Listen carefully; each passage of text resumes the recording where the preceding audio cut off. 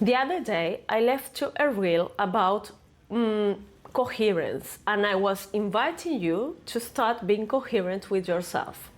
One of my colleagues sent me a message, and I really appreciate it because she said, yeah, Vicky, you're right, but sometimes it's easy to say, yes, to say I'm going to be coherent, but then it's difficult to apply it because when we start doing it, insecurities appear, guilt appears, and the siren songs appear.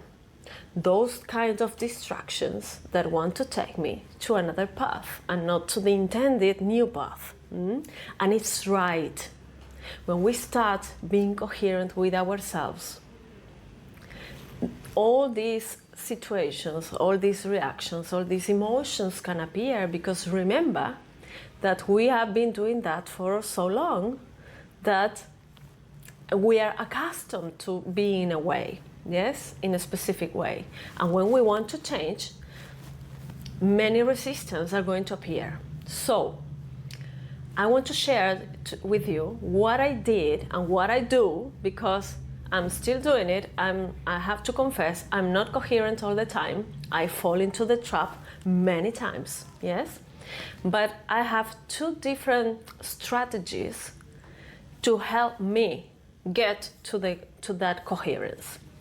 The first one is that I am able to observe and recognize the distraction I create on myself when I'm incoherent. And what I mean by this, in order to recognize this, you have to stop.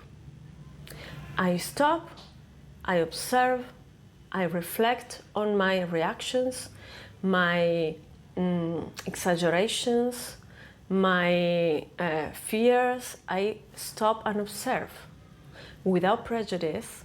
Yes, I sit on the viewer's chair and I just observe the situation. And then I was able to see that every time I was incoherent with myself, I was self-distracting me. Either my body was expressing discomfort, yes, with some physical symptoms, because I'm like that. I express all the feelings through my body. So every time I'm incoherent, my body creates a symptom. I also, I cannot stop my mind. Yes, I fight against myself because I did it, I didn't do it, I didn't say it. I start creating an inner battle, and I was able to see this. So, by being incoherent, I know that I self-distract. Okay? So that's one thing. The second strategy I use is, my advice is, hey, I'm here because I'm a therapist, I'm a perceptive advisor, and I'm a coach. What do? I guide people to arrive to that point. So I was finding myself completely an imposter by saying to the person that was in front of me, hey, you need to be coherent with yourself. And afterwards, I found out that how is it possible? I'm not coherent. How am I going to tell someone to do it? Because we cannot guide anyone to places that we have not gone. So first I need to guide myself, and I will know how to arrive there, and I will be able to guide others. So my advice is, help me be and keep coherent with myself. Because I don't want to be a hypocrite. I don't want to be an imposter. Yes? So I live what I try to teach. I try to live in my best version what I do and what I say.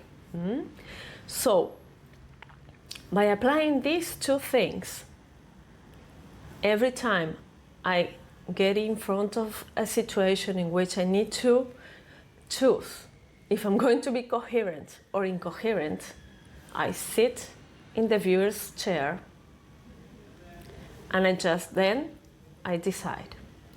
I know if I'm incoherent, I'm going to distract myself in some way, and I'm not going to be that example that I want to be for my advisees.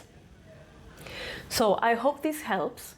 And if you have any other technique, yes, that you want to share, please share it, because we can benefit all, okay? I will read you.